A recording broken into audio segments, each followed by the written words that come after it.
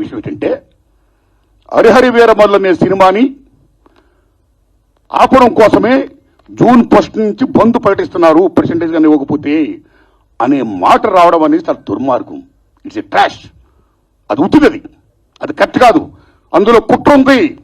ఆ కుట్రదారులు ఎవరు తెలుసుకోవాలి అని స్వయంగా పవన్ కళ్యాణ్ గారు ఆఫీస్ నుంచి రావడం అనేది, స్వయంగా సినిమాటోగ్రఫీ మంత్రి దుర్గేష్ గారు మాట్లాడడం అనేది కరెక్ట్ కాదు. ఎందుకంటే మిత్రులారా, ప్రొడ్యూసర్ కౌన్సిల్ కానీ, ఫిల్మ్ ఛాంబర్ కానీ, అది సినిమా పరిశ్రమ పాలనా సంస్థలు, ఆ 2 సంస్థలు కూడా బంద్ ప్రకటిస్తామని ఇప్పుడు చెప్పలా. డిసిషన్స్ ఆర్ గోయింగ్ ఆన్ అని చెప్పారు వాళ్ళు. దట్ ఇంకో విషయం చెప్తున్నా మీకు, బంద్ అనేది ప్రజాస్వామ్యంలో ఒక బ్రహ్మాస్త్రం. ఎవరైనా బంద్ ప్రకటించే ముందు సినిమా ఇండస్ట్రీలో అకార్డింగ్ టు నామ్స్ 3 వారాల ముందుగా తెలియపరచాలి.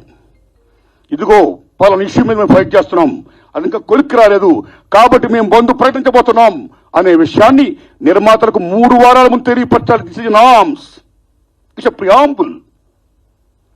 3 వారాల ముందు తెలియపరిస్తే రిలీజ్ డేట్ ఎవరు తెచ్చుకున్నారో, మేము రిలీజ్ డేట్ ఇచ్చుకున్నామండి, ఇంకో 2 వారాలు మేము రిలీజ్ చేస్తున్నామండి అని ప్రిపేర్ అయిన నిర్మాతలను ఇబ్బంది పెట్టకుండా ఉండడం కోసమే 3 వారాల ముందు తెలియపరచాలి అకార్డింగ్ టు నామ్స్.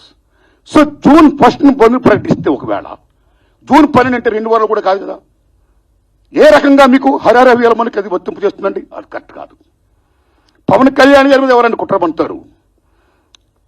తెలుగు చలనచిత్ర పరిశ్రమలో విశ్వవిఖ్యాత నట సార్వభౌమ ఎన్టీ రామారావు గారు, భారతదేశంలో ఎన్టీఆర్ మన తెలుగు జాతిని ఖ్యాతిని చేసిన మహనీయుడు. As a politician, as a CM, like this anything else. ఎంత గర్విస్తామో. తర్వాత మళ్ళీ మంచి గొప్ప పేరు తెచ్చుకొని ఈవేళ ఒక జనసేన పార్టీ పెట్టి ఈవేళ డిప్యూటీ సీఎం అయ్యారంటే వీఆర్ ప్రౌడ్ ఆఫ్ ఇట్. మన తెలుగు చిత్ర పరిశ్రమ మొత్తం అంతా గర్విస్తున్నది. Hats off to Pawan Kalyan garu. ఆయన సేవలను గుర్తుంచుకోవాల్సిన చంద్రబాబు నాయుడు గారికి సెల్యూట్. మేము పవన్ కళ్యాణ్ గారిని ఏ రకంగా దుర్మానం కాం, కానీ పవన్ కళ్యాణ్ గారు ఆఫీస్ ఆ రకంగా కరెక్ట్ కాదు రావడం. ఓకే, వచ్చిందనుకోండి, ఇష్యూ వస్తే మహాత్మా గాంధీ ఏమన్నాడు? ప్రపంచ యుద్ధాలను కూడా చర్చల ద్వారా ఆపొచ్చన్నాడు ఆయన. ఒక సీఎం, ఒక డిప్యూటీ సీఎంగా మీరు అక్కడ సీఎం చంద్రబాబు నాయుడు గారితో మాట్లాడి హరిహర వీరమల్లు అనే టాపిక్ మీరు ఎత్తకుండా, ఓకే మీ ఇండస్ట్రీ కష్టాల్లో ఉన్నప్పుడు రండి, మనం సిట్టింగ్ చేసుకుందాం రండి, మాట్లాడుకుందాం రండి అని చెప్పుంటే ఒక పెద్ద రోల్ ప్లే చేసి ఉంటే, ఒక చలనచిత్ర పరిశ్రమ బిడ్డగా మిమ్మల్ని మేము ఎంత గౌరవించేవాళ్ళం సార్. ఎంత బాగుండేది సార్, ఎంత బాగుంటుంది సార్. ఆ పని చేయండి సార్ పవన్ కళ్యాణ్ గారు. ఎందుకంటే పర్సెంటేజ్ సిస్టమ్ వల్ల ఇండస్ట్రీ ఇవాళ చాలా మేలు జరుగుతుందండి. పర్సెంటేజ్ సిస్టమ్ లేకపోవడం వల్ల ఇండస్ట్రీ సగటు నిర్మాత మొత్తం కొలాప్స్ అయిపోతున్నారండి ఇవాళ. మీరు నమ్మండి సార్.